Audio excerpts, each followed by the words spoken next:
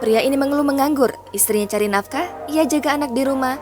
Netizen sebut curiga seorang programmer. Kewajiban seorang suami ialah salah satunya memberikan nafkah yang cukup untuk istrinya. Belakangan ini, viral seorang pria yang mengeluh ia mengaku menganggur sudah bertahun-tahun.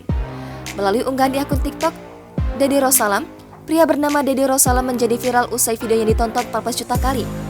Deddy mengaku sudah 3 tahun ini menjadi pengangguran. Pekerjaan sehari-harinya hanyalah mengasuh anak semata wayangnya.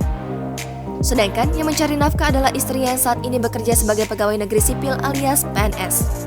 Sarjana teknik komputer ini mengatakan saat pacaran tahun 2019 dia dan istrinya pernah sama-sama mendaftar jadi PNS.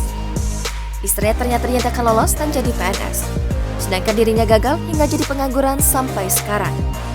Meski tidak punya pekerjaan, tapi Deddy merasa bangga. Banyak teman PNS istrinya yang mendekatinya, tapi dia lebih memilih Deddy.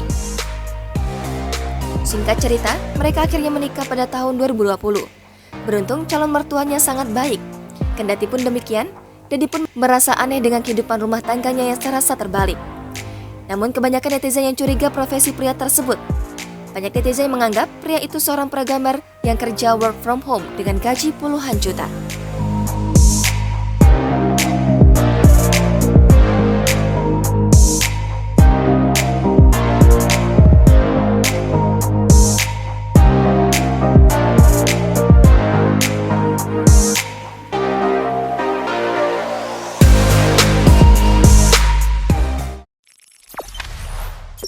Jangan lupa subscribe, share, komen, dan like ya.